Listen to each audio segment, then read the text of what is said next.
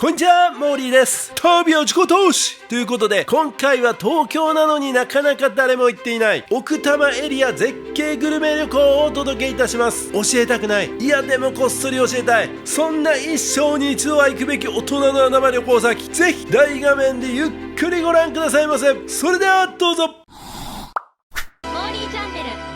東京の西の端、自然あふれる奥多摩エリアは都心から電車でおよそ2時間、多摩川の清流と深い山々に囲まれたこの地域は東京都でありながらまるで別世界のような空気が流れています。中心となる奥多摩町の人口は約4300人と少なく、ゆったりとした時間が流れる癒しの観光地として知られています。奥多摩の歴史は古く、縄文時代から人々が暮らしていたとされ、江戸時代には木材の集積地として栄えました。多摩川を利用したいかだ流しや石灰石の採掘も盛んに行われ、昭和期には奥多摩湖が完成。ダムとともに整備されたこの湖は現在では観光名所としても親しまれています。グルメでは山の幸と川の恵みが豊富。特に人気なのがわさび漬けやヤマメの塩焼き、そして地元の味噌やこんにゃくを使った郷土料理。清流で育ったわさびを使用した料理は多摩川沿いの食事処で味わうことができます。温泉も奥多摩の魅力の一つです。奥多摩駅周辺には萌木の湯、さらに少し足を伸ばすと山あいの静かな温泉が点在しています。都内とは思えないほど澄んだ空気と自然に包まれて、心も体も癒されます。アクセスは JR 青梅線で新宿から奥多摩駅まで直通または青梅乗り換えで約2時間、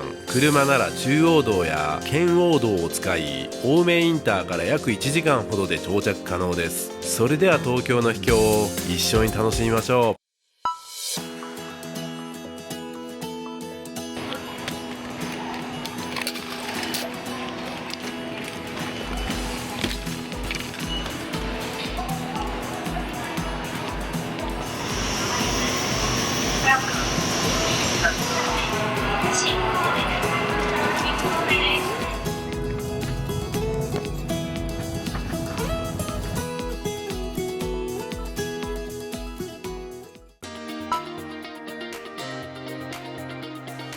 はい、こんにちは、森です。旅は自己投資ということですね。私は今、東京新宿駅にいます。どうしたんやと。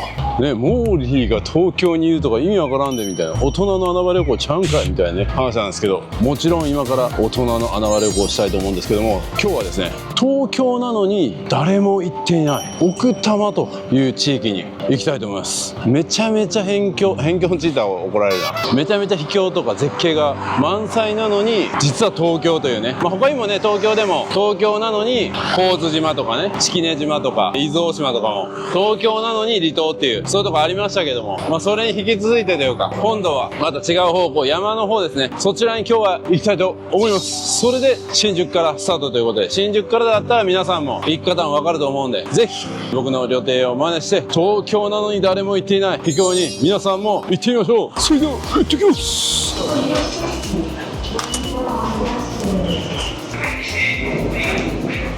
この新宿からずーっと行って、この青梅っていうところまで行きます。最終ですね。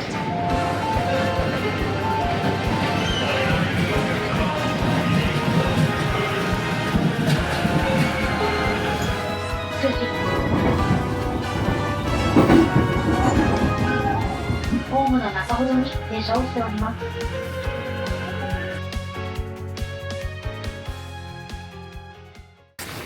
乗り降りのタイムが3分。停車中の電車来ましたね、青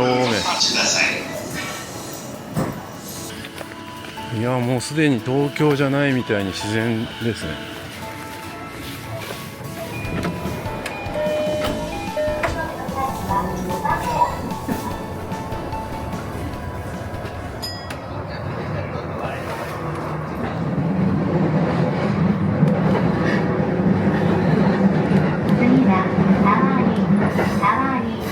お出口は左側です。お降りの際はドア横のボタンを押してください。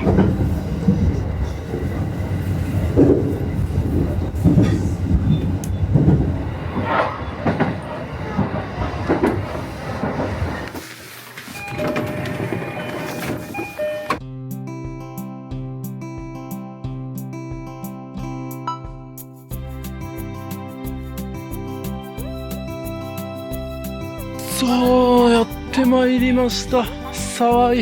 うわ、ここ東京っすか。東京とは思えない大自然。もう空気が綺麗。ちょっと前までは新宿のめちゃめちゃ人が多いところあったのに。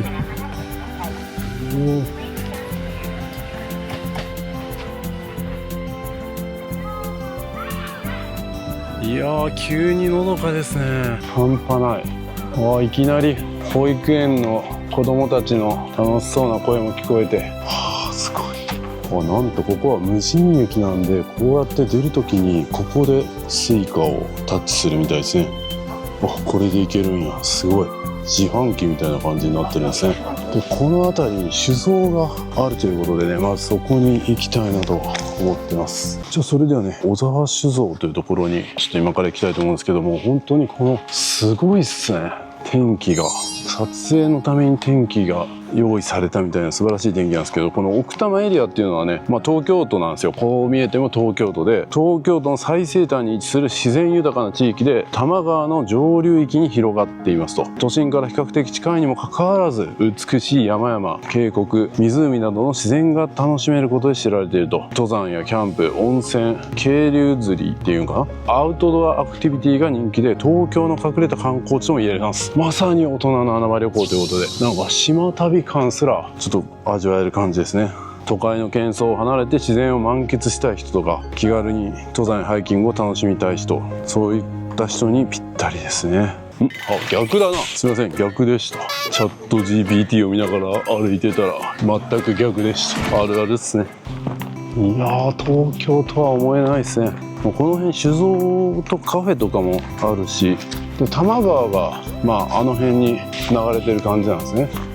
そしてこの急な坂を降りていくような感じになってます。電車の旅なんで、お酒は飲めるんですけど、ちょっとこの後にね、僕トゥクトゥクを借りてここら辺を走れるみたいなやつやろうと思ってるんで、それは飲酒運転ダメなんでね。これは何や、休憩所とかある。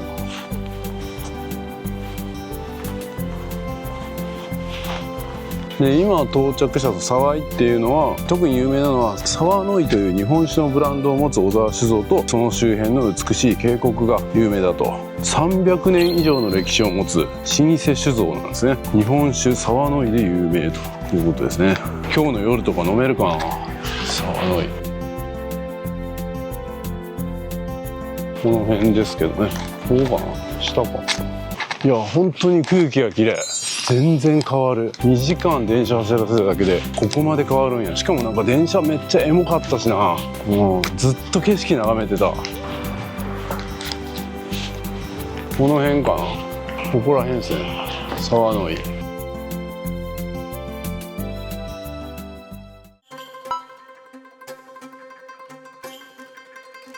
こんな感じでやってまいりました。沢井醸造元ということで、ここですね、清酒。こんな感じで、なんか綺麗な感じですね。沢の井酒造、ここですね。坂を上がったところに見学所があると。あとは案内してもらいましょう。沢の井酒造見学ということで、通常はこういう形でね、平日2回、土日祝3回という形でやってるみたいですね。で、今回はちょっと特別にこの時間外にご説明をいただきます。沢酒造の倉木ご視聴です。ありがとうございます。担当いたします吉崎と。よろしくお願いします。現在東京都にはですね、10軒の日本酒の造り酒屋があります。で、その中でも一番西にあるのがこの小沢酒造なんですね。で、当社の創業としましては、看板にあるように元禄15年と言われてます。もう300年以上、この地で酒造りを続けてます。東京とはいえ非常に山深い場所にありますので、山からの湧き水というのがたくさんあって、それが、流れ着いてくる、そんな水の豊富な地域なんですね。豊かな水を使ってお酒を作ってますよということで、地名から名前もらいまして、沢の井というふうになっています。これは杉玉と言います。杉の葉をこう束ねて丸く作った。今は茶色いんですけども、新酒ができた時には緑色の、新しい杉のものに付け替えるので、年に1回は緑色の杉玉がご覧いただけるんですね。ここに酒樽があります。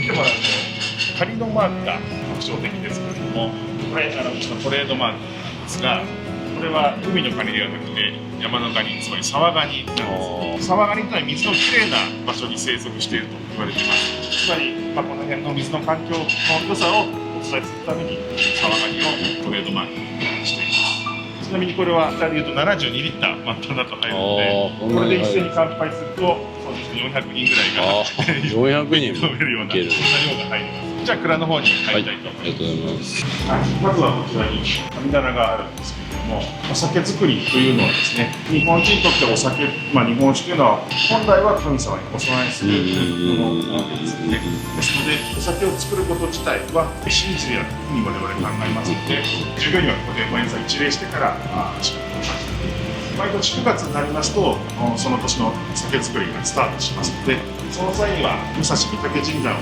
神主さんに来ていただいて、こちらでご祈祷いただいてから酒造りを始めています。そうっすよね。でなんか僕たちその YouTube とか Instagram もちょっとずつこうお酒コンテンツがなんかダメみたいな感じの風潮になってるんですけど、もともとはそういうね、そうです神聖なものやのにどういうことなんやろうなっていうのをちょうど前の動画とかで喋ってたんですよ。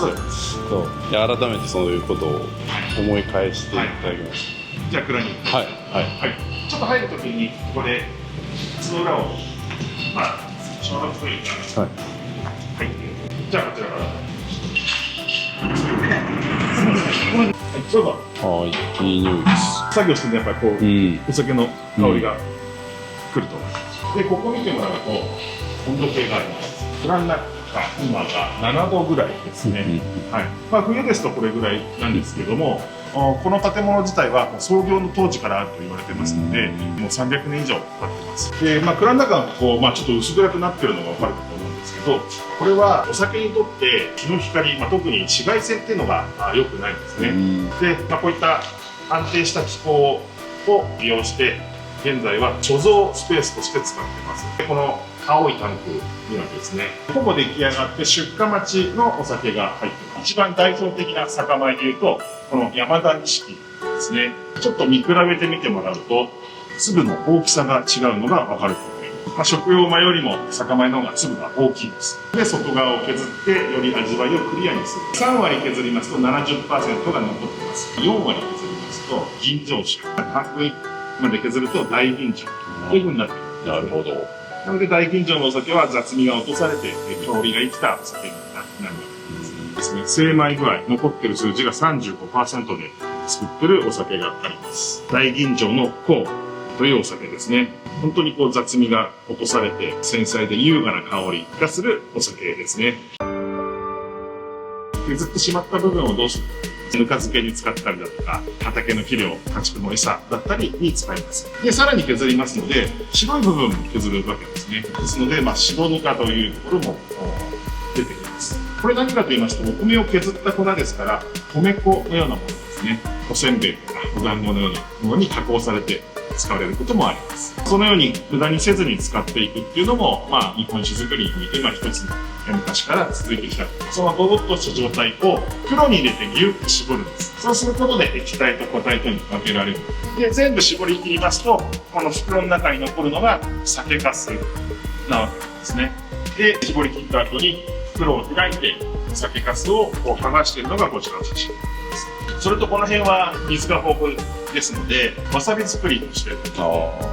そのわさびと酒粕が一緒になるとわさび漬けというのができますので、この辺の原産品にもで精米から工程から全部できるまでを入れますと大体2ヶ月くらいはかかります。10月の下旬っていうのが我々の新酒ができるタイミングになるわけですね。熟成酒が並んでいるセラーになります。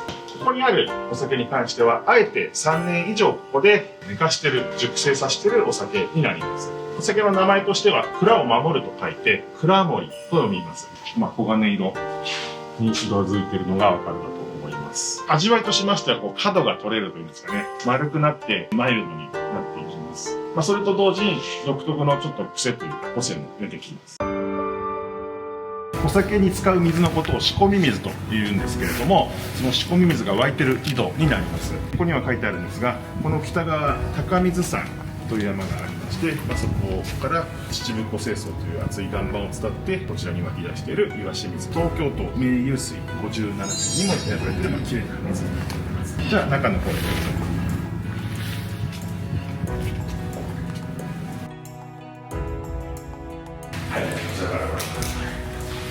おお、本当に横なんですね。ずっと奥の方までだいたい140メーターほど続いております。あ、すごい透明度ですね。そうですね、下の方まで見えます。で岩肌がこうちょっと湿って水滴がついてるところが分かると思うんですけど、本当こう隙間からどんどんじわじわじわと湧き出しているようなところですね。オリエンタル鮭アワードという、受賞しました。でちょっと前なんですけど2021年にですねフランスで開かれた日本酒コンテストで、約1000銘柄が出品されたんですけど、ちょっと我々もびっくりしたんですけど、その中でなんとトップになってしまってその時の反響すごかったんですね。でこちらパンフレットになるんですけど、サワノイでは常時20種類ほどの品種を作っております。代々住んでる家とのことです。すごい。地下道に入っていきます。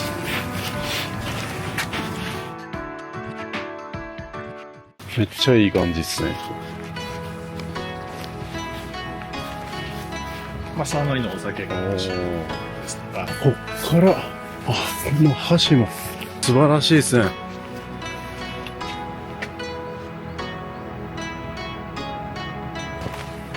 こっちもあるけど、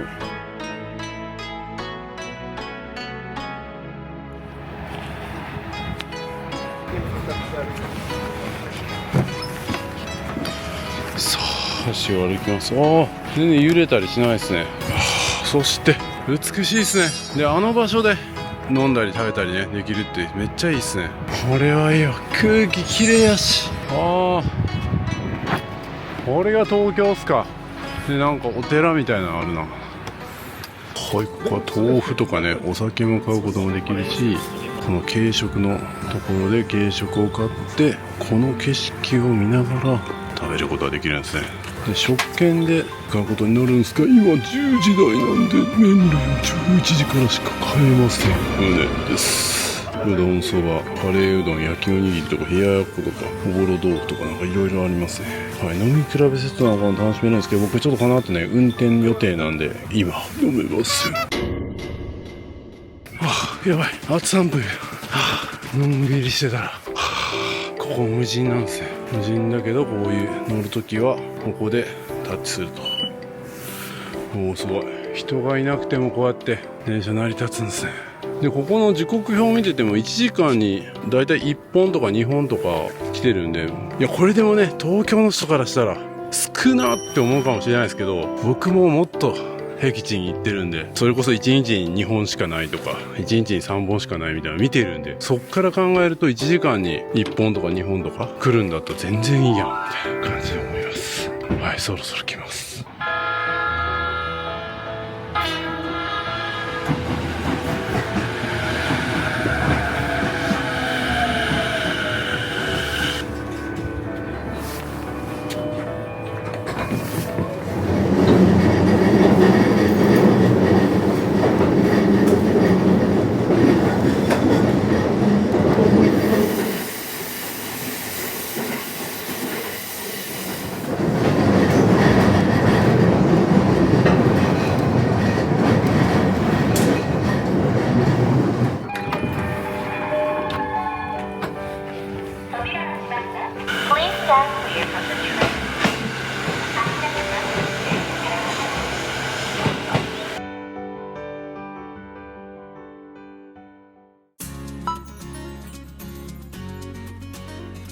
さあ次は鳩ノ巣駅やってまいりました。でここも今後無人で出られるようなものもできるらしいです。無人でねタッチができるようになるらしいですけど、今はまだないですね。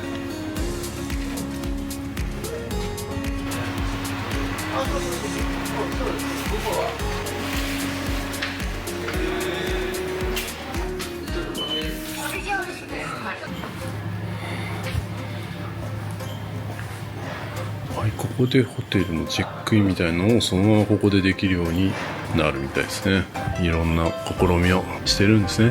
はい、ここにね、沿線を丸ごとそこにある里山の営みを受け継ぎ楽しむ里ローグって書いてるんですけど、本来ならね、今日その里ローグっていうところが新しく5月にできる宿泊施設なんですけど、そこに泊まりたかったんですが、まだオープンしてないですよ。今2月28日で無念ですね。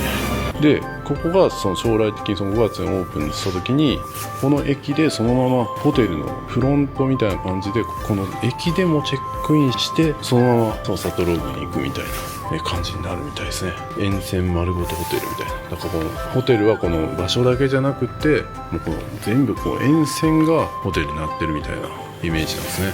で、そこのレストラントキロっていうとことサウナ風紀水っていうのがあって、それが今やってるんで、今日体験したいなと思います。楽しみですね。雰囲気ある。はい、これ鳩ノ巣散策マップというものもありますね。はい、現在地鳩ノ巣駅、こう来ましたね。はい、でこの辺にいろいろと見どころありそうなものがありますね。鳩ノ巣大橋とか鳩ノ巣渓谷、この辺を今からトゥクトゥクで見に行こうかなと思ってます。こうやって e バイク乗れたりとかするんですね。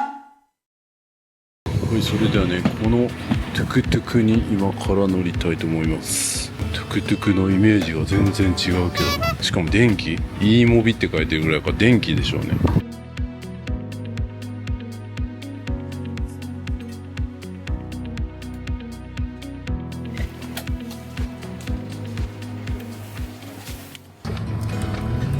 超スタートです。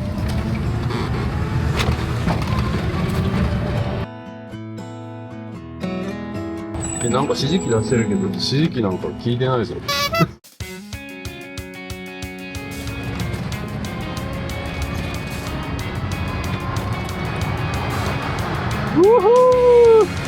いねー。トゥクトゥク30キロぐらい出てるやん。すげえ。うわ、めっちゃ綺麗。こんな公道走るのにシートベルトいらん。うわー、これは気持ちいい。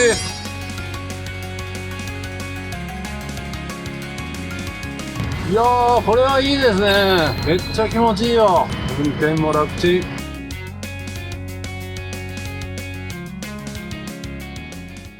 猿よ、猿。猿がおる。猿がおったな。野生の猿やった。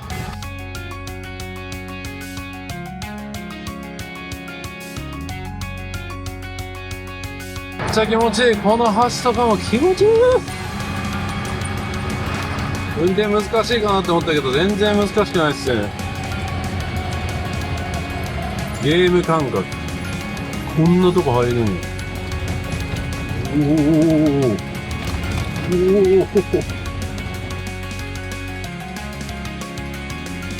すごいすごいすごい。うわー、山すごい。ここ降りんの？うわ、アトラクションやん。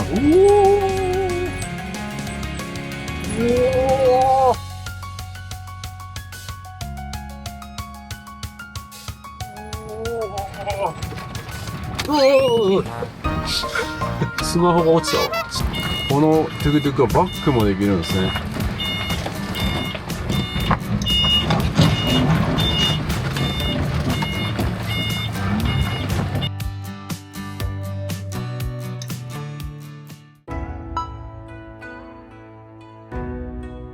はい、ここがね、わさびだ。わさびの田んぼがあるんですね。そして堺の清泉って言って水が汲めるんですね。この綺麗な水があるから、こういうわさびを作ることができるんですね。こっち側にもわさびが。これ東京ですからね、信じられん。なんという綺麗な空気、そして綺麗な水、そして綺麗な山々、そして綺麗な青空。それは俺の晴れ男ぶり発揮か。いやー、素晴らしいですね。なんかめっちゃ綺麗な水があって、ここで汲めるようになってるんですよ。多分これ飲める水っすね。さっきね、日本酒飲みたくて、このトゥクトゥク乗るために日本酒飲めなかったから、代わりに水でも飲むか。なんて健康的や。これからヘルシーな時代ですからね。水だったら絶対にバンもされない。素晴らしいですね。めちゃめちゃ綺麗な水が流れてますね。お、冷た。めっちゃ冷たいやん。これ飲むか。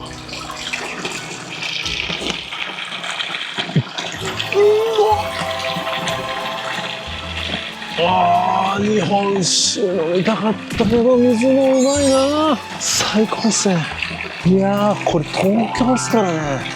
まあ神津島とかもね、こういう湧き水ありましたけど、東京新宿から電車であちらしたところにこんなあるんですね。すごいっすね。いや、癒されるな。すぐにこんな癒されに来れるんや。しかもトゥクトゥクみたいなのに乗れてね、最高じゃないですか。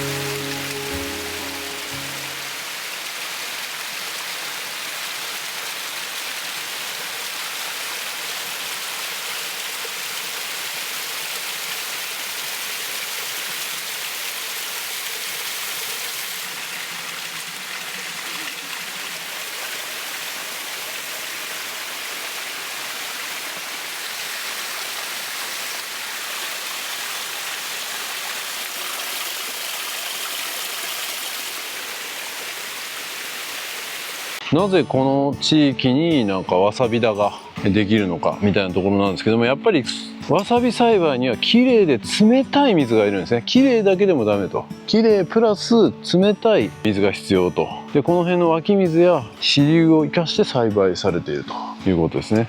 で日本酒沢の井ですね、さっき見た小沢酒造の周辺には昔からわさび田が点在していると。新鮮なわさびを使った料理も楽しめるということですね。今日楽しみですね。わさび使った。わさび僕大好きですからね。おお、さあ行くか。出発。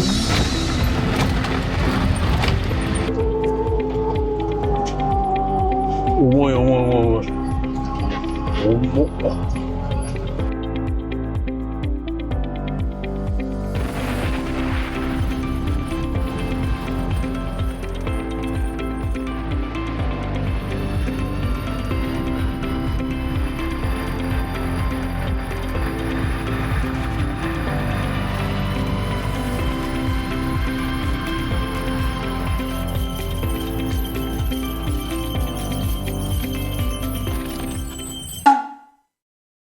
はい、次のスポットにはこのチャリを使っていきたいと思います。さあ行きます。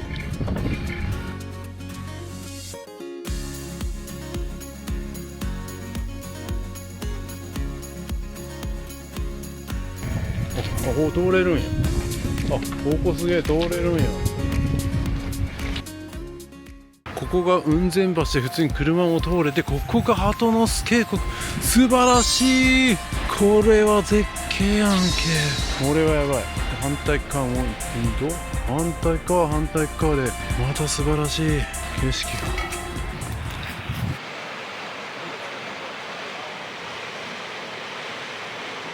はい、それではね、今からお昼のレストランの方に行きたいと思います。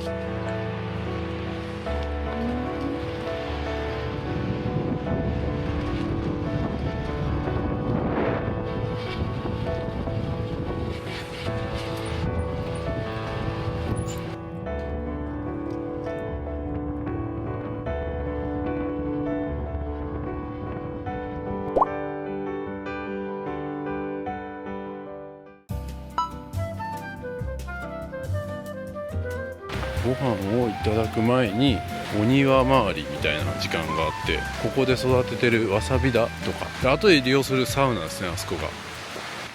はい、これがわさび。下の池に、はい、ちょっと降りてみます。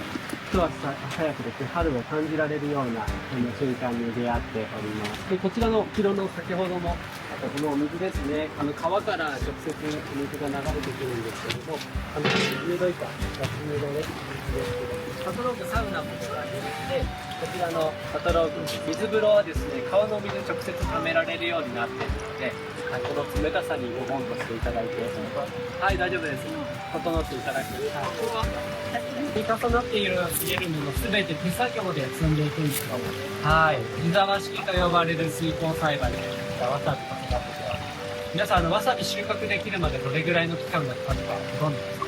結構長いです。最低でも2年間かかるというふうに言われておりまして、はい、この状態まだ1年弱なので、まだまだ赤ちゃんのわさびとゆくゆくですね、こちらで収穫体験なんかもできたらいいなというふうに、はい、思っております。こちら引っ張っていただきますと、今度はサウナのバイク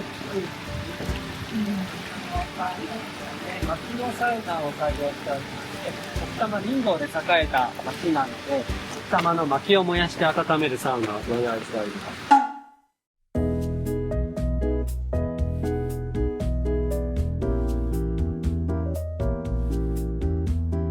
こんな感じでメニューになってま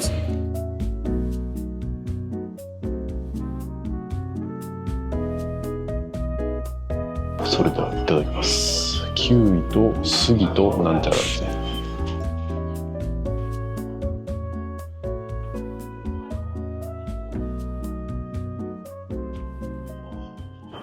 めちゃめちゃうまい。ノンアルコールやけどすごいこれはなんか思わずちょっとずつ飲みたくなる、それぐらいなんか貴重な味というか、なんかごくごく一気に飲み干す味じゃない。素晴らしい。うまいな。次はこれ柚子胡椒って言ってたな。柚子胡椒の辛みはね、なんか大分でいろいろありましたけど、泡状の柚子胡椒みたいに、本当に柚子胡椒や。めっちゃピリッとくる。いただきます。川鍋ケーラのフラン。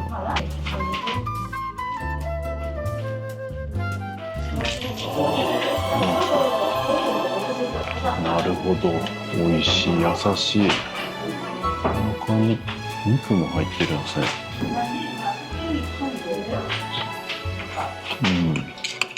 紅はるか自家製版みたい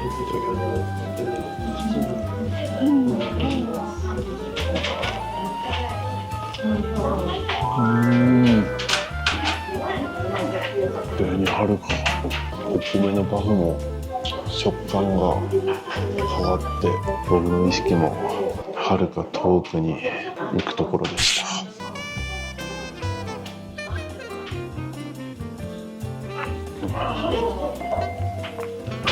それで水村農園の人参ですね。生とロース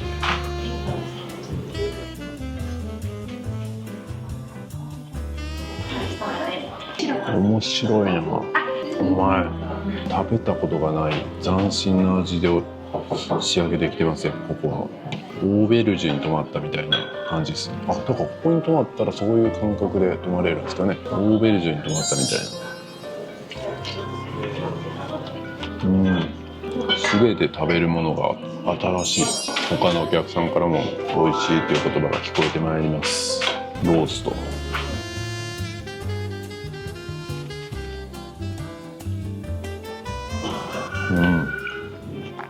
うまい。かつてここまで人参に着目して人参料理を食べたことがあったでしょうか。そんな大事なことも教えてくれるんですね。まさに主役になった人参や。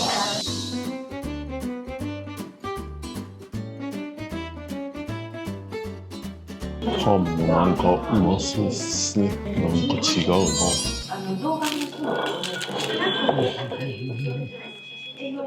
な。いい音。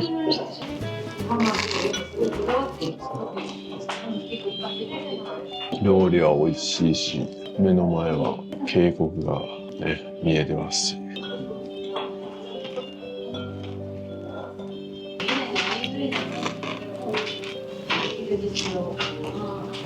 はい、次の料理はですね、なんと隣のおばあちゃんにいただいた白菜使ってるということでね、やっぱりこう東京の人とか、僕たちもそうですけど、なかなかね近隣の人とのこうお付き合いっていうのがなくなってる時代に、隣のおばあちゃんから白菜をいただいたものを提供するっていう、なんかそういう大事だなっていうのを思い出させてくれるね、素晴らしい料理ですね。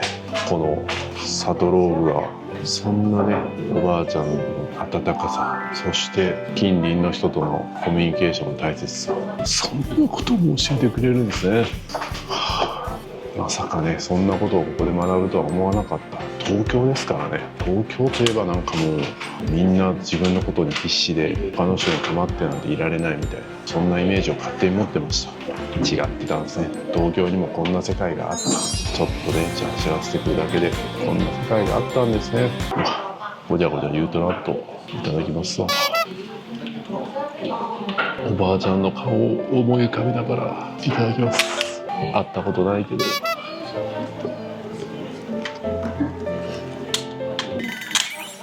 これは里芋ですね。白菜にちょっと引っ張られてなんか白菜だと思ってたけど、これは里芋です。白菜はすり流しになってるんですね。なんかちょっと青っぽいから白菜かなと思ったけど、これは里芋でした。うまいですね。里芋はおばあちゃんにもらったやつじゃないんですね。おばあちゃんのすり流しですね。これいただきます。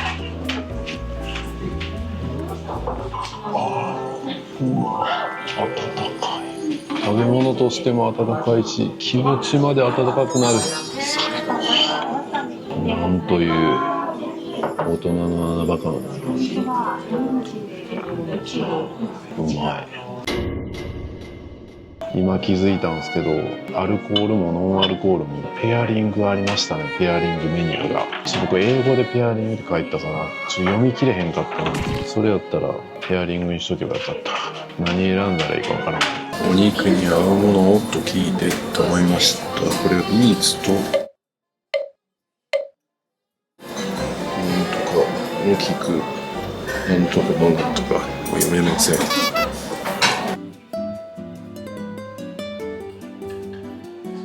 それではお肉いただきたいと思います。ち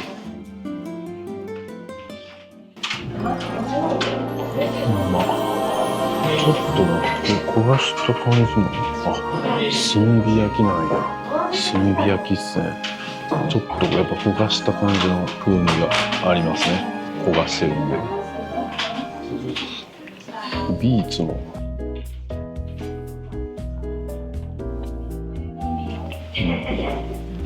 ビーツの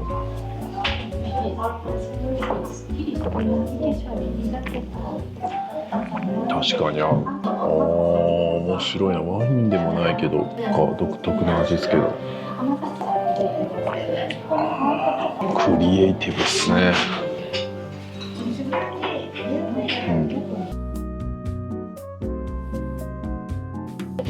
いただきます。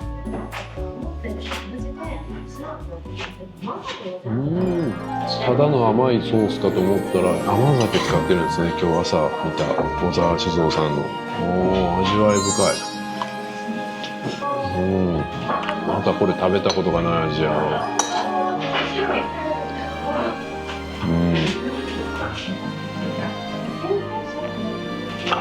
奥多摩のコーヒー。結構酸味がある感じのコーヒーで美味しい。こういう甘いものに合いますね。いやー、ここ僕が東京住んでたら毎週来るわ。同じことを神津島とかでも言ったけどな。それぐらい東京にいても島が楽しめたり、こうやって絶景楽しめたりするんですね。僕東京舐めてました。ただの大都会じゃないみたいな。もう2チャンネルと一緒ですね。ただの旅行チャンネルかと思ったら誰も行かないような地域もやるし、メジャーなとこも実はやってるんですね。高級宿もやってれば2500円の宿もやってるんやな。幅広いなみたいな。東京みたいなもんですね。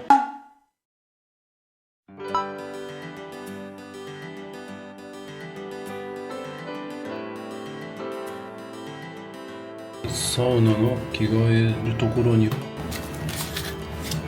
絹女のドライヤーが入ってますね。素晴らしい。いいの置いてるな。これが川から水をね持ってきてるみたいです。もう冷たっ。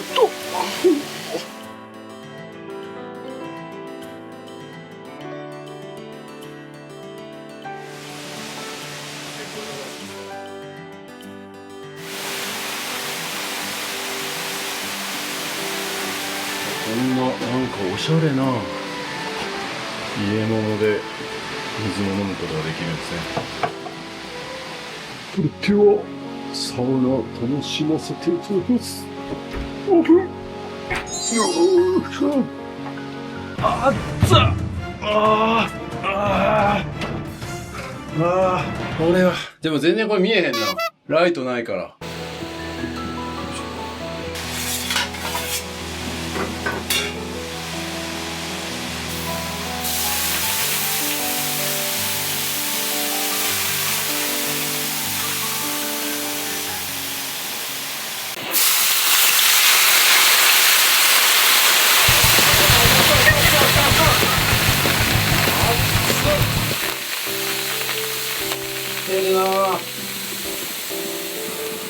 一瞬でね濡れてたものが乾くんで相当熱きてますね。なんかいろんなサウナ行くとなかなかねこう熱を持ってくれないサウナとかあるんですけど、ここはめちゃめちゃ強力っすね。しっかりとサウナを楽しめます。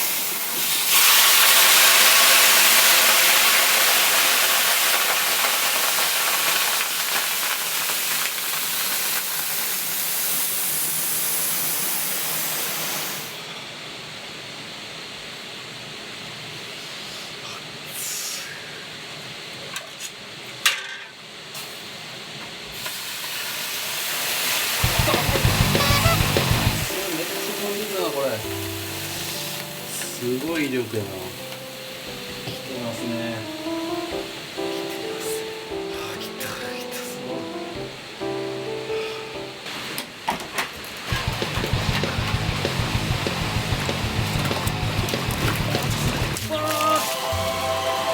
気持ちいい。めっちゃ寒い。よく温度計見たら9度とかやってる。冷た。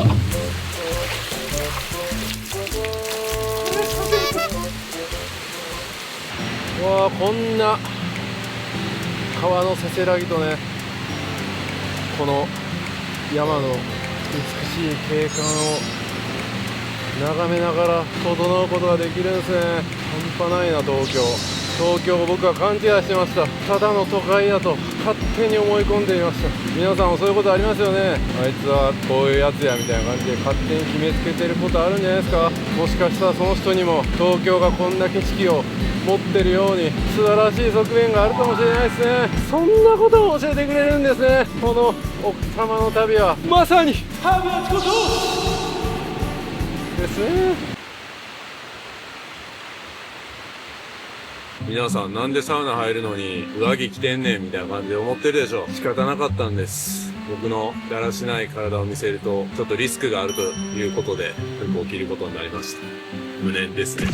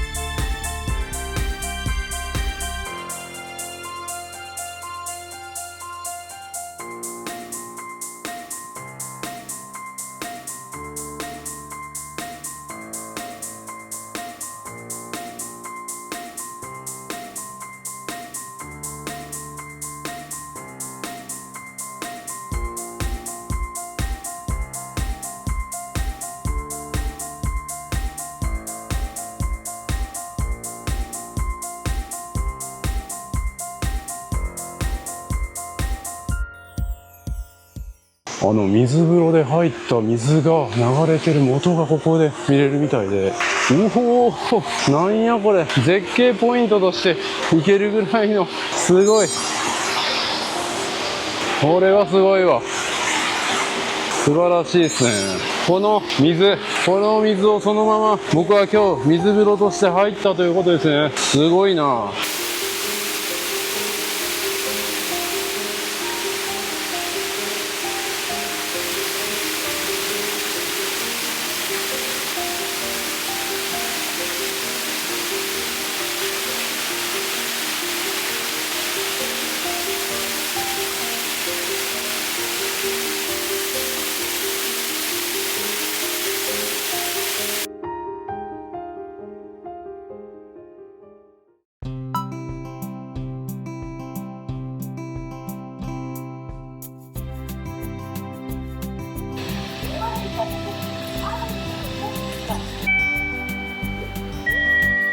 はいサウナも終えてついに今日の宿泊場所奥多摩駅までやってまいりました。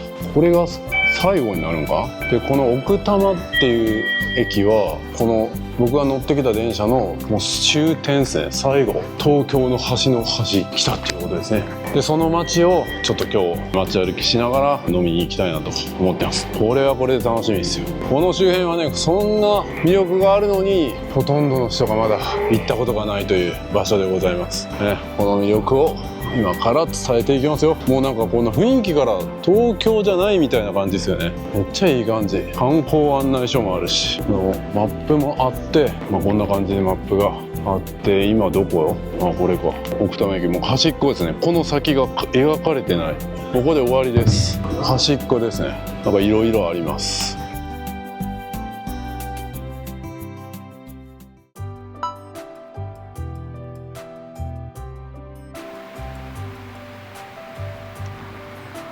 日帰り入浴は休業中。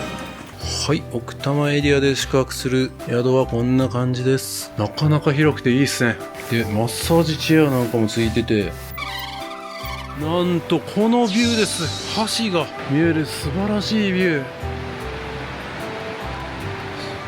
そして川のせせらぎも聞こえる。なんという、これは穴場やな。はい、ドライヤーもありまして、大きめの鏡になってますね。でテレビもちょっと古いタイプですけど大きな画面のものがありますね。でお菓子はこのメーカー山の読み声っていうものがあります。そしてお茶ですね。はい、こんな感じでタオルと浴衣もついてました。ケトルもあります。はい、それではですね、ちょっと今7時30分、ちょっと遅くなってしまったんですけども、今からですね奥多摩の街に繰り出したいと思います。1軒だけ行くか2軒取るか悩みどころですけど、ちょっとね宿のお風呂が10時になると入れないみたいな感じだったんで、10時までに戻れる感じで、10時までっていうか9時半ぐらいかに戻れる感じでちょっと行かないといけないっぽいです。この辺でなんかレンタサイクルとかもできるみたいですね。でこの辺も居酒屋があったりとかするみたいですが、どっちこっちかな。いや違うな、やっぱこっちやな。奥多摩の台所っていうとこがあるな。手作り弁当専門店。しかしもう閉まってる。ここをまっすぐ行って、ここ駅前か。あれもなんかお店っぽいけど、これ駅っすね。さっき降りたとこや。でその手前になんか飲み屋街みたいなところがあって、なんか地ビールが飲めるみたいな店があったんですよね。ここっすね。ここが飲み屋街柳小路ですね。ここにきみちゃんしんちゃんみたいな感じで三好市松とかなんかいろいろありますね。はい、こんな感じになってますね。はい、ここ入っていきたいと思います。すごいなんかめちゃめちゃこれ本当に飲み屋街？本当に嘘っぽいけどここじゃない？いやでもここっぽいな。すごいこの辺にビールの飲み放題あるっぽいんやけど真っ暗すぎてここじゃないの？もしかしてここ？ここっぽいな。ここっぽいけどもしかして嘘だでしょ。ここなんかお店があるような感じですが、定休日閉店です。残念です。そしてちょっとまた進んでいきましょう。本当にこれ店あんの？ここか。ここや。ここにビールが飲めるところがあるけど19時半閉店。今19時半クローズと、しかも月曜日から金曜日閉まってるから結局閉まってる。セブンイレブンとかで買ってくださいねみたいな。なんてこったやで。書いてるな、あそこに。書いてる。マジかよ。すごい。何これ、全部が迷路みたいになって面白い。でここが居酒屋一松。ここももしかしてここも閉まってる。あれここ行きたかったんじゃなかったかな俺。嘘でしょ。ここじゃなかったっけ。違うかった。僕が行きたかったのがここじゃない。危ね。これほんと店あんの？マジ謎エリア。うどんそばってあるし、しんちゃんあった。あそこ行きたかったんです。しんちゃん居酒屋しんちゃん。ここもなんかトイレがある。声聞こえる。しんちゃんやった。開いてるやん。これは嬉しい。で隣にきみちゃんってありますね。ここ行きたいけどちょっとなんかいっぱいかもしれんな。なんといっぱいでした。でも今ちょうど帰りたいって言ってお金を払おうとしてる人がいるから入れないんかな。じゃあこっち行くしかない。こっちもなんか結構入ってる気がするな。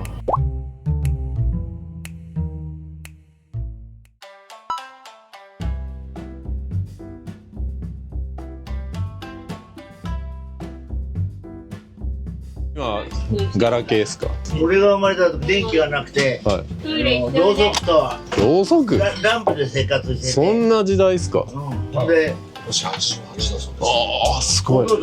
めちゃくちゃ元気じゃないですか。すごいっすね。88歳でもこう飲みに来れるんですね。みんな80超えてらっしゃるんですか？俺ら2食目仕事のいいよ、俺年金もらってるわじゃん。ね、そう年金はもらってそうな気がしましたけど。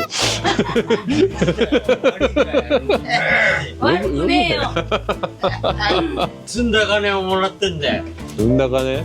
ああ、若い時にね。で、俺まだ働いてる。働いてるんですか？働いてる。年金もらいながら働いてる。あ、さらにまた年金払ってるんですか？すごいじゃないですか。ありがとうございます。じゃあお疲れ様です。よし。ありがとうございます。いただきます。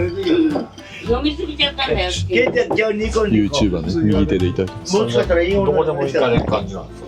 どっかになんか依頼もらってやるみたいな感じ。あ、まあもちろん自分で決めていくとこもあるし、依頼もらっていくとこもあるし、どっちもですね。あくびかせ、あくびし。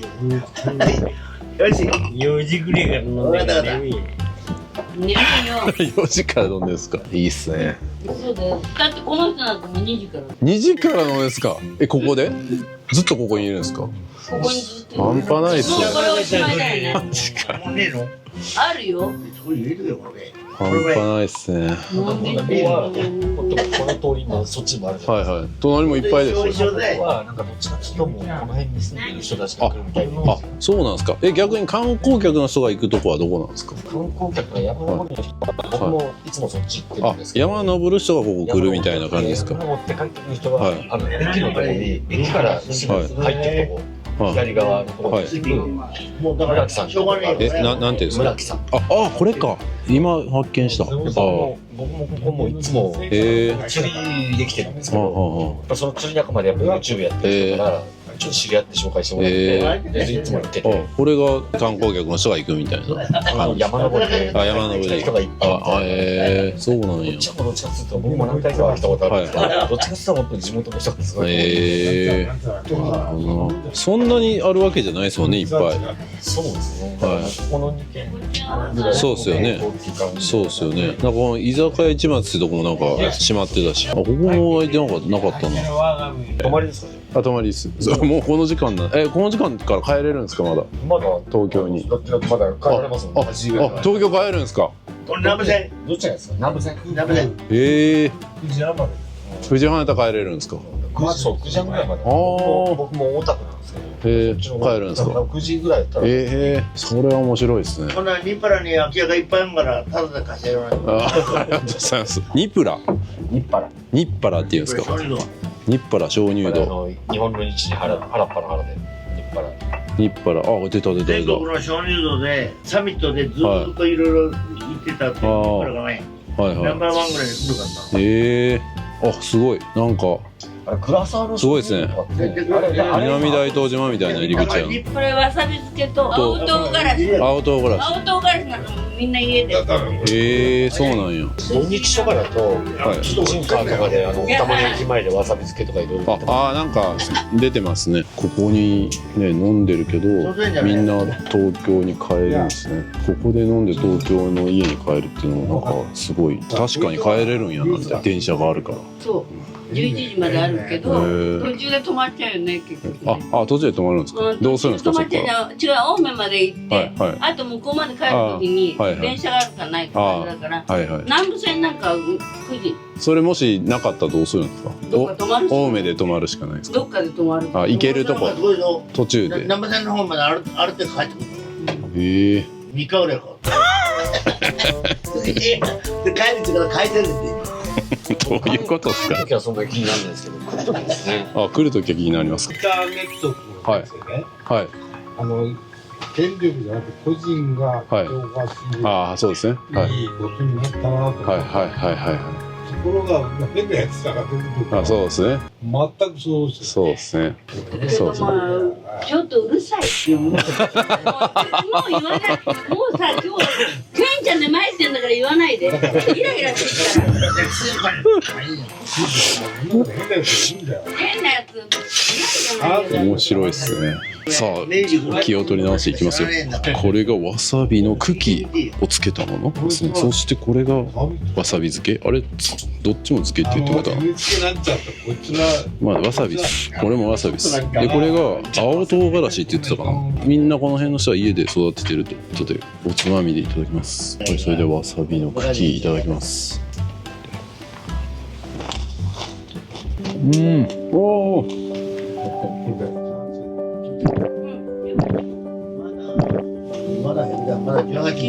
10分になったら出れば大丈夫だ。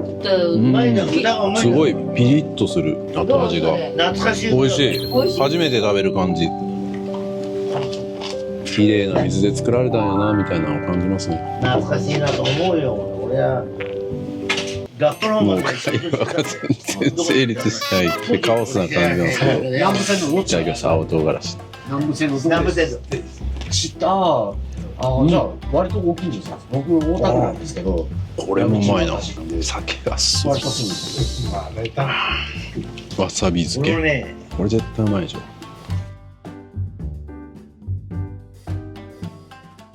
わさびの感じがちょっと違う。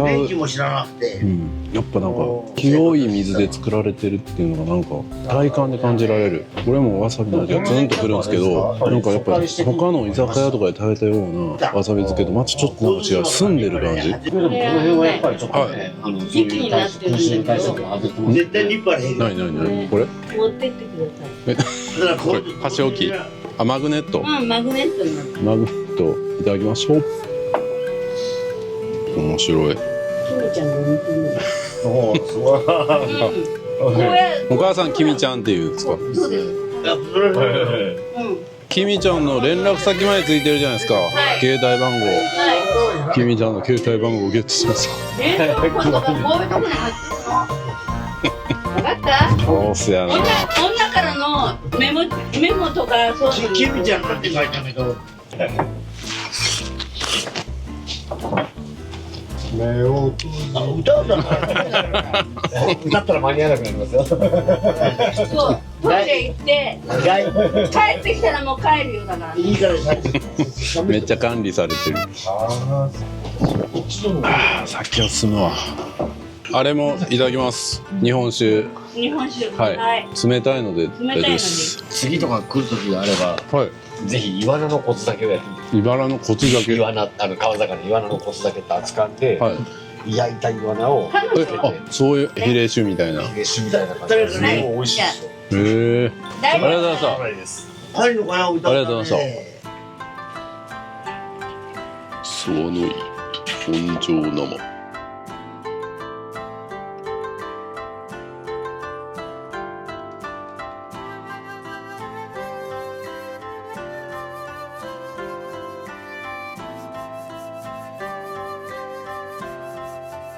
昨日まではあったの。昨日まであったんですか？わさび。わさびすりたかった。マジですか？吸ってくださいって。残念それ。瓶詰めのわさびのり美味しいですよね。こんなのあるんですか？そこの駅から歩いてきたみすゞって商店があるんですけど、あそこね。あそこに売ってますよね。わさびのりめちゃくちゃうまいですよ。わさびのりですか？買って帰ろう。いただきます。沢の井。今日見ましたね。沢の井。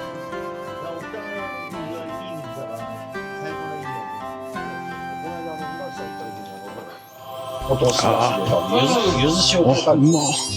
なんかわさびもお酒もやっぱいい水使ってるって感じしますね。なんかすごいまろやかというか。向こうの飲み屋さんの村。いい水を感じる。今日も僕こっち来るっていう時に最初村木のママさんとわさびとこの沢の井。じゃあどうしようかなと思って。合いすぎる。ご飯がないからね。そう。キャンプやってる人だからきちんと。面白いんだよ。外国人がいない、こだよ。神津島とか、式根島とか行ったんですよ。奥多摩って神津島と姉妹。姉妹なんですか？俺の親はね、神津島に行って。そうなんですか。明治生まれなんだけど、漁師してて、二大戦が終わる寸前にね、疎開できてたの。あ、そうなんですか。そうなんですか。僕やっぱ関西の人間だから東京に、大都会のイメージだけあるじゃないですか。僕の YouTube って結構島旅が人気なんですよね。でいろいろ調べてたら神津島とか式根島とかその伊豆大島とかあるっていうのを知って行ってみようって言って行ったら東京なのにこんなにすごい島があるんやみたいな。神津島からね、100人ぐらいね疎開できたの。100人ぐらいですか。神津島自体1000ちょっとぐらいですか。すごいよね。そんぐらいですよね。こっちから比べたら暖かいんだろうね。いやー、神津島は暖かいですよ。結構神津島はここら辺の学校、学校の教員の人たちも全部奥多摩来たの。だから一番上の日原へ来てたの。京都だから神津島の方へ自分の行きたい学校とかそういうところへ行かせてもらえるみたいで、だから神津島から来た先生もいる。なんか神津島って東京からすると一番離れてるじゃないですか。だからなんか僕神津島、式根島、伊豆大島みたいな感じ、あと新島かの順番で行ったんで、やっぱだんだんその人種がちょっと違うなみたいな。大島、新島はサーファーとかが結構。そう。でもこっから神津島やったらめっちゃ遠いっすよね。同じ東京やけど。東京だけどね。だから臨海学園みたいな感じで行ったりとかなるほど授業してるみたいな。だからここでふるさと祭りみたいなのやるときには神津島の人たちがやっぱり草屋と草屋でもここに来た時に僕島好きなんですよ。もう島が好きな YouTuber なんですけど、ここに来た時になんかちょっと島感感じたんですよ。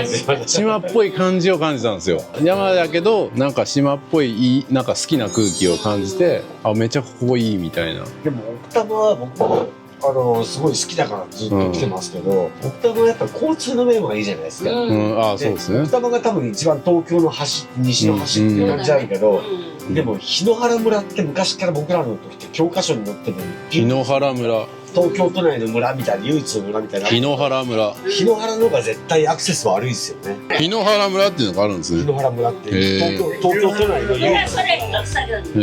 村なんですよ。あれもそうなん。あれは違うんですか？青ヶ島。青ヶ島は島の中の青ヶ島村じゃないですか。あれは東京じゃないですか？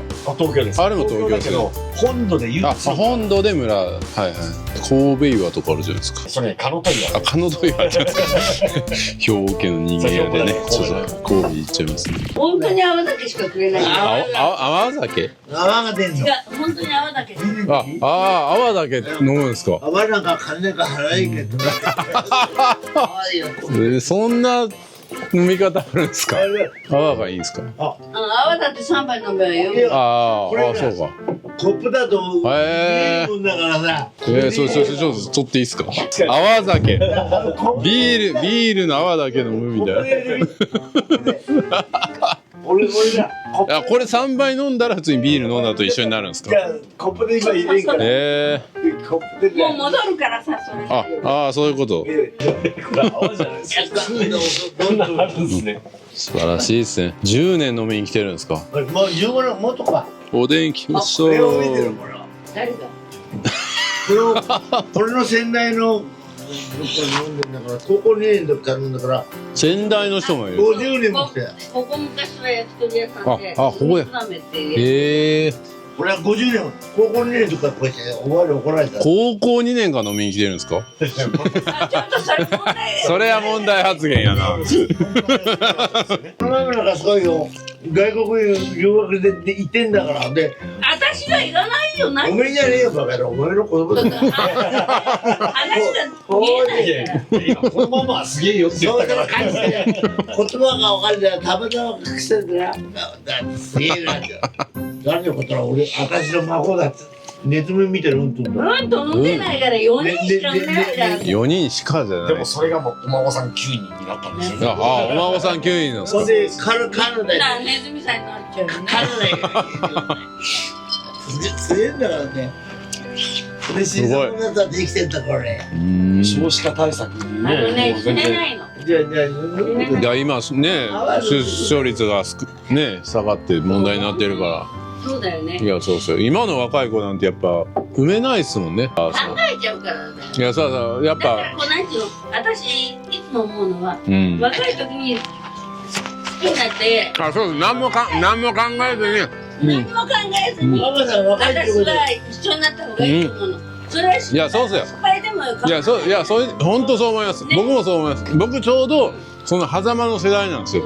だから今の若い子の気持ちも分かるし、そうそう何も考えずにもう失敗してもいいやんっていう。そううん僕も同じなんですよ、ちょっと僕の方が上ですけど。だからそれが今逆に子供を少なくしちゃう。うんいや今みんな賢いんですよ。そう心配したりとかする。いやそうだから今インターネットとかが発展してみんな情報を知ってるから結婚してもいいことないよとか大変だよみたいな、だからそういう情報ばっかりみんな知ってるからママさんの方が結婚とか関係ないところの時代だったよ。いやだから男もそうなんですよ。男も僕らってもうなんか若い時ってなんか女性をこうねいかに落とすかみたいなこと考えてたけど今の若い子ってやっぱ考えちゃうんですよ。でそう責任を負いたくないとか。最高です。でも本いや聞いたことないですよ泡だけくれるよ。あれだけ泡だけだったらあじゃあいいの。当だからしかもタダでしょ。若い時ってさ、そういう時あるじゃない。うん好きだから一緒になりたいとか。いやありますそうするとさ、親にまだ若いかいらやそうそう言われちゃうじゃない。もうそんな考えないみたいね。そういうの考えない時の方がこっちはいやそうその方がいい。じゃないやいや僕もそう思います。なんとかなるさでいい35とんですよ。かさ、超えると、もうそろそろ考えちゃうじゃない。いやそう30度超えるとやっぱいろいろ考えるじゃないですか。考えるよねねお金のこととかね。ちょっと僕らのネグダイとかってやっぱり男性が仕事をしっかりしてあ奥さん子供養うとかってうんいうそういうイメージもあるからあ男性が女性を全部おごるみたいなね。あそうで自分が結婚したいとかって思っても自分の今収入がこうだからいややっぱり奥さんがね例えばいて子供ができてって言ったらその期間は仕事できないじゃないですか。だったらちゃんと自分がしなきゃいけないって思って今の収入じゃダメだとかって思ってるうちにタイミング逃してロンドン行っちゃってそしたらもうこの年になったらもうどうでもいいやみたいな感じになっちゃう。いやだから今の若い人はもうそれのもっとひどい版ですよね。そう収入も上がらないし収入も低いし。でも当たり前にもう遅くないですよでも今の時代、夫婦共稼ぎなんてもう当たり前いやそうそうそう子供たちに夫婦じゃあ泡をもう一回続けて。めっちゃ飲むやん。こういうおじさんたちの時代はさ、そうだったわけ。いやそうですね。ね、うん。女は家にいるべしみたいな。いやそうですね。こっちは隠してやってる。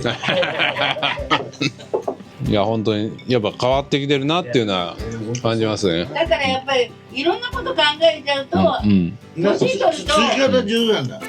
これ別にお客さんが全部泡ですから。だってこんなの取らなくたっていいんだから。まず見たことないもんこんな。やっぱり全部泡。そのまま置いといてごらん。どのくらいになるか。いやいやこっちは隠してんの。バレちゃうから。飲む前にめっちゃ元気や。すげえ。ちょっと何分かだけ置いといてください。そしたら多分さっきみたいにわかるからほら今ちょっとずつ今ちょっとずつ泡が半端ないな。これがね東京すげえ。僕も泡だけ飲んでみたいと思います。泡。めっちゃでもなんか普通にビールになってるじゃないですか。普通にこう3、4割ビール出し違う俺は空気飲んでんだよね。空気の。ダメ冗談じゃないよ。泡が泡ビール。ここの店行くと泡ビールですよ。泡ビール。泡やし泡。常連になればな。泡じゃない。泡。好きだ。お好きな。普通に泡の味しかしない。でも泡も美味しいですからね。泡タダだから。泡ただなんですか。その真相がわからん。本当にただ。わかんないですよね。だってビールあでもちゃんとビールビール今傾けたらビールが泡黄金色が。どんどん飲んじゃえ。うん。もうま。でもビールの味するな。あこれで置いとけば多分少しこいやこのぐらいなんだ。本当や。置いといたら変わると思う。ちょっと払わなくちゃまずいから復活したらお金払わなあかん。そんなの分かってるもん。はい。もう全部入れられてます。全部ちゃんとビール一杯として入れられてますよ。復活してきたビールが。かわいそうなのね。泡はこれだけ。もうおじさんそそれでおしまいだからね。まあもうすいません楽しく飲めてあね。どこまで帰ってるんですか？今日はどっか泊まってるんですか？今日はうち借りてんから変なの。あ、借りてるんです。この辺の不動産王なんですね。どうだってないから。不動産王じゃない。はい、そうチャンスと。いや、勇気もらいますね。やっぱ僕も40後半になってきて、やっぱちょっと考えるじゃないですか。折り返しになってそうだよねどうなるんだろうなみたいな。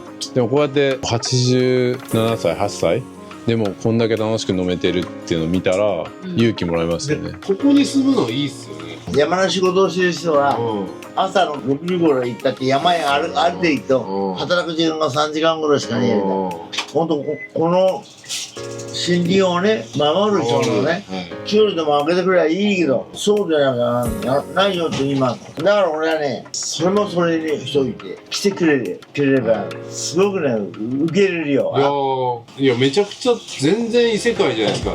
僕新宿から今日来たけど、たった1時間半で異世界じゃないですか。ここの地域自体も知らない人も多いから、ちゃんと知ってもらって、でだって都会に1時間半で行けるわけでしょ。僕もだって東京に行こうと思ったら、やっぱ神戸からで飛行機乗ったり1時間半とかかかるわけじゃないですか。飛行機乗ったりしていろいろ手続きめんどくさいじゃないですか。でもこっちだと電車乗るだけじゃないですか。保安検査もないし、もうそのまま電車サクッと乗るだけで行けるから全然いいっすよね。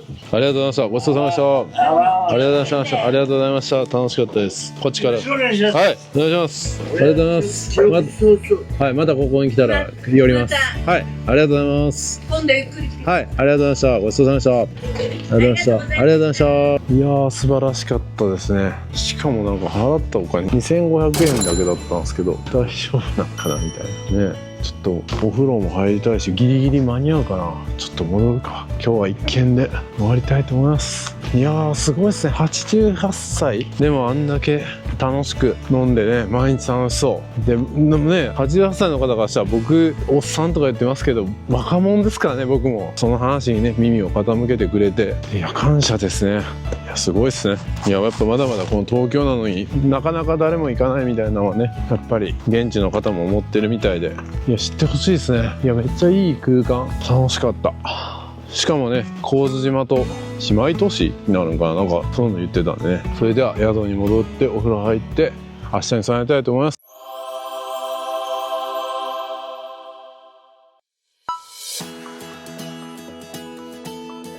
おはようございます。今チェックアウト前の9時55分ぐらいなんですけど、素晴らしい景色が見えてますね。しかも雲一つない。なんという撮影日和、素晴らしい。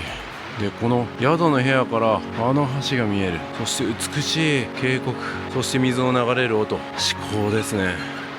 鳥の音かと思ったら隣の人が窓を閉める音でした。素晴らしいですね。はい、それではねちょっと散策してみたいと思います。何ここ、ここ降りたらどうなるの？謎のスペースがいっぱいあるな。宿から見えてた橋ちょっと行ってみたいと思います。言ったらもうすぐやんけ。歩いてすぐやった。この下とか降りれんのかな。すごい橋、なんというガソリンスタンド、ちっちゃすぎる。おお、下には行けなさそうやな。はい、この橋を渡ったところにマップがあって、橋の下に降りれんのかなって思って探してたんですけど、多分このキャンプ場に入れば降りることができるんですかね。でなんか横に萌木の湯って言って温泉があるみたいなんで、宿もね温泉がありましたけども、ここで温泉も楽しめるんですよ。萌木橋っていうのがあるのか。こうどっち向き？ここは何なんや。ここ勝手に入ったらあかんのかな。キャンプ場ご利用者以外の場内の立ち入りをお断りいたしますって書いておくから、やっぱダメか。ダメっす。なんと萌木の湯臨時休館、2024年11月25日から2025年3月末まで臨時休館とさせていただきます。今3月1日、無念すぎるやろ。温泉入りたいやん。でなんか釣りが明日からこの地域は解禁とのことで、今日は釣りできません。すげえ。はい、そしてなんか公園もありますね。山か、こっから山登りするんや。うちは登山チャンネルではありませんので登山はやりません。すいませんね。こんな感じで山の上を見上げるだけにしときます。いやでもちょっとなんか入り口だけでもめっちゃすごいな。これが東京です。これが東京。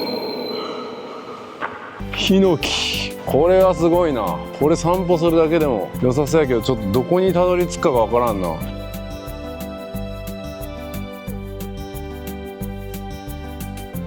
ちょっとだけ行ってみるか。もしかしたら川の近くに行けるかもしれない。涼しい。二手に分かれるぞ。こっち行って降りれるんかな。降りれそうな感じの道はあるといえばあるけど、別に降りるなとは書いてない。ゴミは捨てないでくださいって書いてるから降りれるな。道になってる。お、川沿いに降りれる。うわ危ねえ。角度が急すぎた。滑る。でもちゃんとなんか降りれるような感じになってます。ギリギリや。滑る。あかん、めっちゃ滑る。この辺でいいか。一応降りれる感じやけど、登るの厳しくね。ここまで来た。来た。もう木だらけですけど降りてきました。すごい。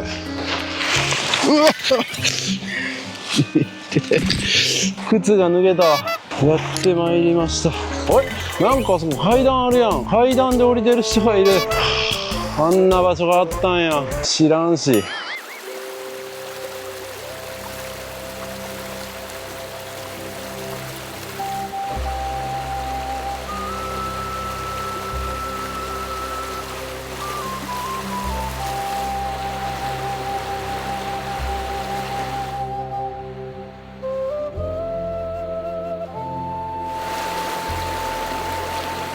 はい、朝食はですね、このベーカリーカフェクアラというところが10時半から、ここが唯一結構早い時間に開いてて、あと全部11時からなんですね。その辺はなんか東京時間みたいな感じがします。この辺なんですよね。そこの人に聞いてみるか。すいません、このベーカリーカフェクアラってどこにあるんですか？今日は土曜日だからやってるかな。営業日だとね、はい、ここに看板が出るんですよ。看板出るんですか？クアラの一応なんか10時半からってなったから。10時半、はい、じゃあもうあれかな、もうやりそう。やってんかな。ここ降りたとこなんです。今日土曜日だから、はい、じゃあね、あそこに正面に1番ってあるじゃないですか。はいはい、あそこさ、今歩ってますよね。はい、あそこを降りていくと左側に自動販売機見えるから、その隣。じゃあちょっと行ってみます。入って大丈夫ですか？ありがとうございます。今日は土曜日なんですよね、珍しく。でも土曜日なのに、土曜日で東京やのに人がほとんどいない。なんという穴場。おはようございます。すごいなんか登山とかキャンプとかのいっぱいいますね。学生みたいな方々が。どれあれなんかな。キャンプ場の受付をここでやってるんですよ。ここが開いてました。カフェクアラ。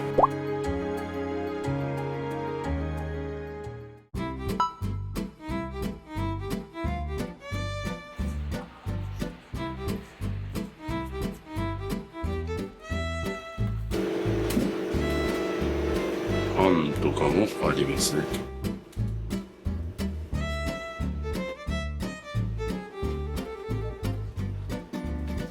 自家製のディスケ芋を生地に練り込ませた癖になる味わい。これいただこうか。柚子胡椒もこの辺では有名なんですね。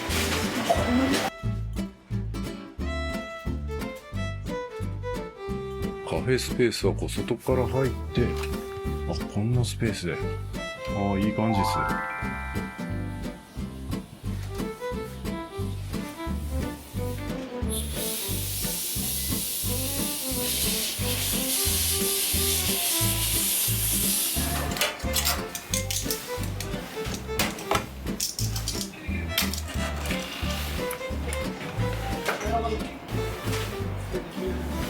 オリジナルブレンドコーヒーホットドッグが来ました。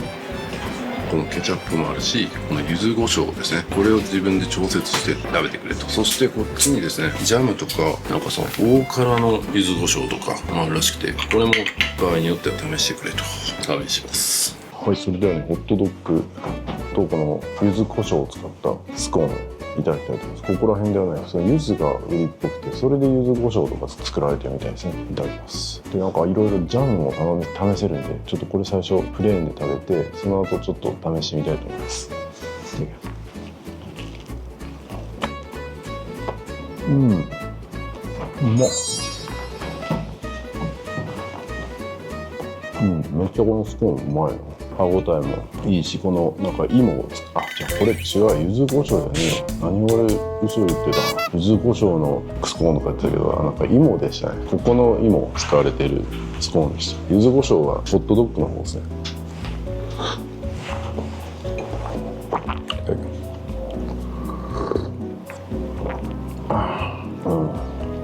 うま。ちょっとスコーンに他のものつけてみるか。柚子バターつけてみよう。柚子バターをつけていただきます。なんかバターって感じじゃないな。何やろ、柚子のマーマレードみたいな感じだけど、ちょっとそのまま舐めてみるか。やっぱ柚子のマーマレードっぽい感じやな。バターじゃないな。じゃあこのホットドッグに柚子胡椒をちょっと入れてパラパラと調整してくれって言われたけど、結構入れちゃいましたね。調整とか難しいな。いただきます。これまずパンがうまいですね。普通のホットドッグと違ってすごいなんかフランスパン寄りなサクサクなパンにソーセージが挟まってる。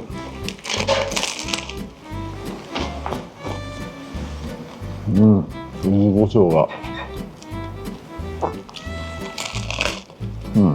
まあ中辛って言ってもそこまでめちゃめちゃ辛いって感じでもないですね。ちょっと大辛いってみるか。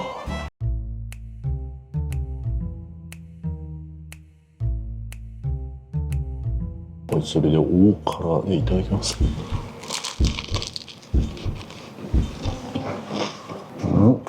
まあ確かにとかやろうと思ったけど、ちょっとピリ辛な感じがする程度で、そこまでなんか大げさに言うことではないかなと思ったけど、ちょっと口になんか辛い感じするな。でもヒーヒー言う感じじゃないですね。でも後に残るな。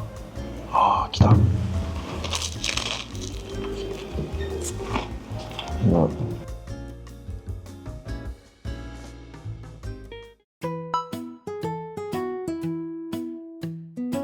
ここは惣菜屋ですね。ここジェラートとかも売ってるやん。奥多摩ヤマメフィッシュ&チップス。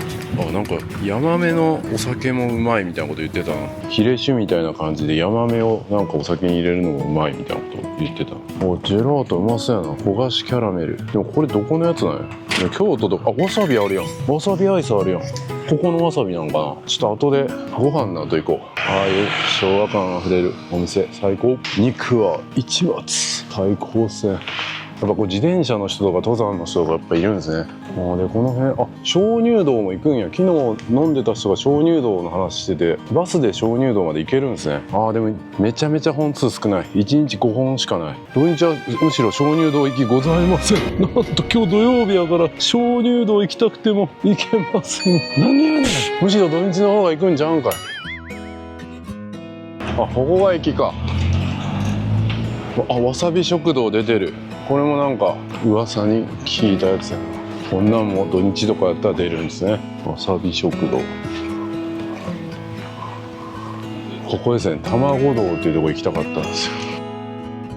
ありますね。沼津の旅でね、なんか卵焼きの店行きましたけども、そんな感じなんかな。卵堂のプリンとかうまそうやな。定食はこちらより中でも食べれるのか。こんなとこから卵コレクション。めっちゃ人いた。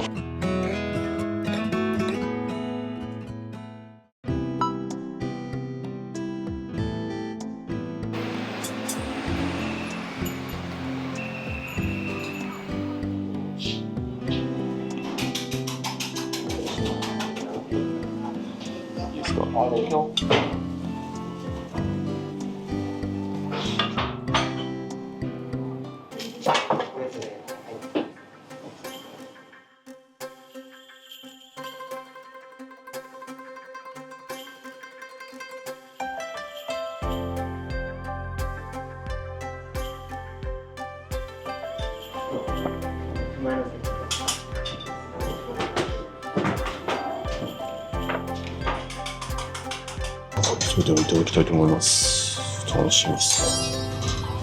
じゃあ美味しそう。卵をいただきます。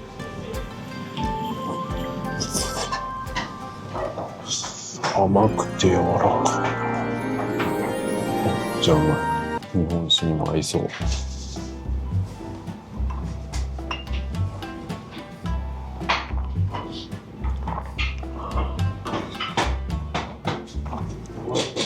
合いますね。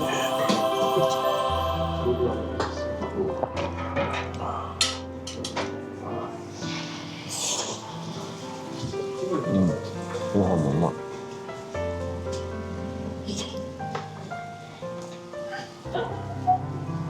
柔らかくて甘いの最高です。はい、だし醤油でいただきます。これはこれでまた味が引き締まりますね。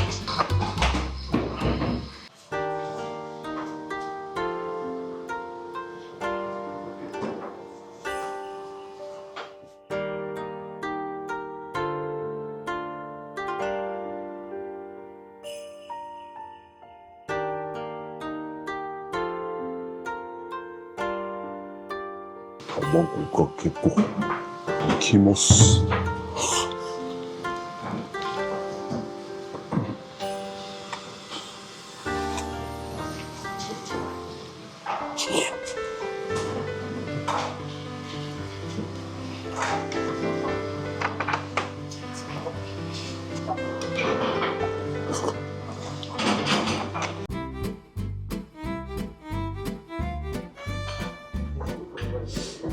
いただきます。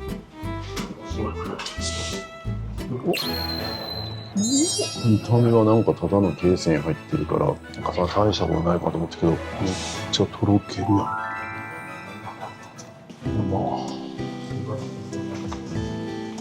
卵ってなんかいいですね。まあタンパク質も取れるし。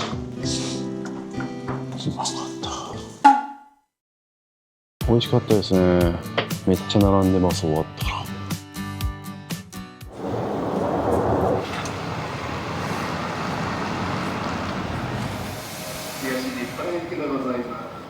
ああ、電車が行ってしまう。では、あとはちょっとわさびのジェラートでも食べてから帰りますかね。ここもなんかあるな。ジェラート書いてるけど。柚子バターも売ってる。この辺がやっぱ東京っぽいですね。なんか。さあ、それではここでわさびジェラートいきましょうかね。なんとここのわさびジェラートは奥多摩のわさびじゃないということで、なんか観光案内所のわさびがここのわさびということで、そこ行きたいと思います。すごい富士カラーとかある。これもなんか奥津軽の旅とかでも結構ありましたね。懐かしい。奥多摩にあんこおらんな。こういうとこいそうやないの。あ、ここがなんか観光客の人が結構行く居酒屋って昨日言ってましたね。わさび漬けとかありますね。ここですね。観光案内所で食べられるジェラートがここのものだと書いてますね。あ、これか。これがこの辺のわさびを使ったジェラートですね。あ、ありがとうございます。じゃあこれ一つもらえますか。かけていただければ。あ、はい、わかりましょう。あ、柚子もあるんですね。はい、それではね、わさびジェラートいただきたいと思います。牛乳、砂糖、生クリーム、生わさび奥多摩町産。わさびいろいろ見ましたけど、それが入ってるんですね。いただきますね。ああ、確かに後味に結構わさびを感じますね。うん、食べたすぐはクリームのね、甘い感じのアイスなんですけど、クリームと牛乳か。後味に結構わさびの味がしますね。うまい。いや、なんかこっちのわさびはなんていうんだろう、普段食べるわさびよりもなんか透き通った味って言ったらいいんですかね。なんかちょっと違うんですよね、僕の感覚ですけど。これはうまいわ。上品な辛さって言ったらいいんですかね。うまい。これ食べて帰ると正解ですね。危うくわさび作ってるとこだけは見せられたのに、一切食べることなく帰るところでした。最高ですね。はい、東京奥多摩の旅、皆さんの目にはどのように映ったでしょうか。いや、本当にね、僕も最初この話をいただいて、東京の奥多摩エリアって聞いて、東京でしょみたいな、その僕が撮影するべきなのかなみたいな感じで正直思ってたんですよ。それがですね、来てみたらこれが東京なのみたいな、もうめちゃめちゃ清らかなね水が川に流れてるし、もう山も素晴らしいし、空気もなんせ違うんですよ。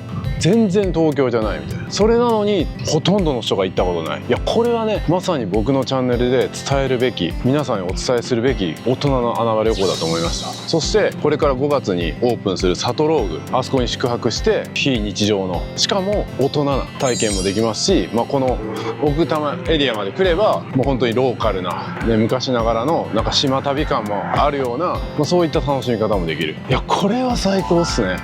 どんな楽しみ方もできる。そしてトゥクトゥクみたいなのに乗って楽しむこともできるし、なんかいろいろ調べてると、そのラフティングみたいなのもね、季節によってあったりとか、釣りとかもあったりとかします。キャンプもあったりするし、やれることがめっちゃあります。いやここはいいと思います。で今土曜日です。今日土曜日ですよ。歩いてる人、何人かいますけど、東京って考えたらすごくないですかね。まさに穴場です。平日なんか多分ほとんど人いないんじゃないですかね。いやーこれは皆さんぜひ来てほしいですね。そしてサトローグぜひ泊まってみたい。僕も今回まだオープンしてなかったんで泊まれなかったですけど、やっぱサウナとか料理もめっちゃ美味しかったし、サウナもめっちゃ良かったんで、今度は泊まってみたいなと思います。皆さんぜひ、ちょうどこの動画が出る頃にはオープン間近かオープンしてるかだと思うんで、ぜひ行ってみてください。最高の旅でした。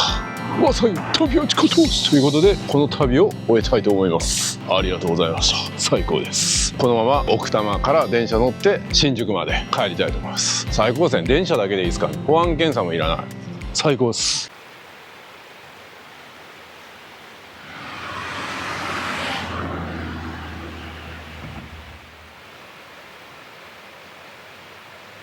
フードコートもあって、ここでもなんか奥多摩わさび中華そばとか食べれるやん。こんなところにちゃんとわさびのあるやん。三つ杉特製わさびアイスクリームとかもあるやん。ここ修学旅行、あれか、バドミントン、テニス。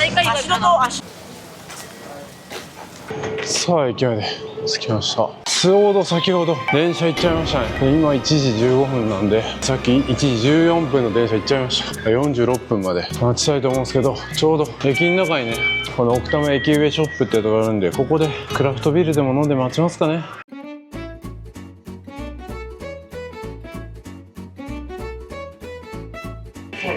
奥多摩産クラフトビール、なんか4種類あるな。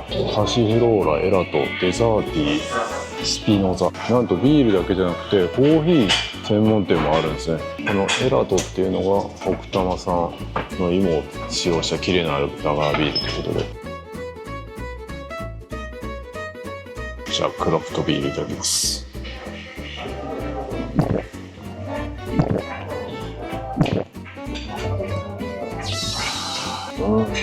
酸味もあるし、芋で作られてるっていうなんか芋の感じはしないですけどね。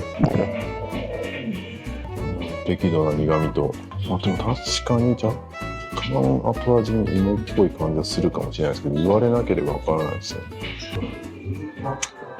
何より最高っすね。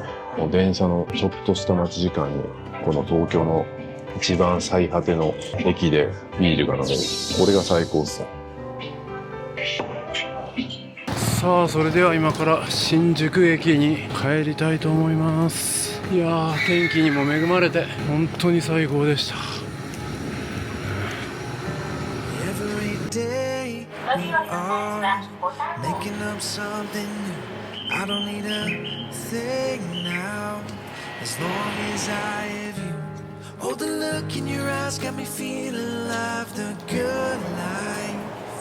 Oh, the touch of your skin, we can only win. Yeah, that's right. We can live forever. JR 東日本をご利用くださいましてありがとうございます。この電車は青梅線青梅行きです。この電車はワンマン運転です。次はいかがでしたでしょうか。東京にね、まさかこんなところがあるとは本当に驚きました。今回見たところだけじゃなく、他にもねまだまだ見どころがありそうだったので、また行ってみたいと思いました。ぜひ皆様も東京に来た際はついでに行ってみてはどうでしょうか。このような動画をもっと出してほしいと思ったら、皆様のいいねコメントをお願いいたします。メンバーシップではここでは絶対に言えない旅の裏話や近況報告などを毎週ノーカットでさせていただいております。メンバーも続々増えておりますので、皆様の参加をお待ちしております。 LINE 登録でお得な情報を配信いたします。登録お願いします。僕と一緒に仕事したい方、ぜひ気軽にメッセージください。詳しくは概要欄をご覧ください。人気のキルリュック、モーリーショップで買えます。旅行にめちゃくちゃ便利です。皆さん旅行行くのにキルリュック使ってますか？これ今僕着てるんですけど、見てください。これパッと見そんななんか物入ってるように見えないですけど、実はめっちゃ物入ってます。財布はここに入ってますし、名刺、パスポート、イヤホンも必要ですね。急にスイッチやりたくなったらニンテンドースイッチあります。で対戦したいなって言ったらもう一本入ってます。それ入れても薄いんです。そして鍵ね、車の鍵つけたりとか財布だったりとかも入れることができます。財布何個入れんねんって話ですけどね。そして外側にももちろんポケット2つついておりまして、除菌シートだったりとかも入れれますし、なんと後ろにですねペットボトルもですねこう入れることができるんですよ。これだけでもめっちゃ入るやんって思うけど、なんとこの後ろにですねパソコンまでこれだけ物が入ったら、もう旅行先でご飯食べに出かけよう、でもスイッチやりたいかもしれんし、仕事ももしかしたら入るかもしれん、喉も渇くかもしれんみたいな、そんな心配性なあなたでも全部入れていきます。リュックとか背負ったらスリにあったり怖いじゃないですか。キルリュック、旅行する人には絶対必須です。旅は自己投資。キルリュックベストの新作キルリュック2も出ました。ここにはポケット追加されまして、さらにサイドファスナーだったりとか隠しポケットも追加になってめちゃくちゃパワーアップしてます。肩幅も細くなって女性の方でも着やすくなってます。ブラックとネイビーどちらが好きな方をどうぞ。旅は自己投資。僕のことをもっと知りたい方はサブチャンネルもチェックをお願いいたします。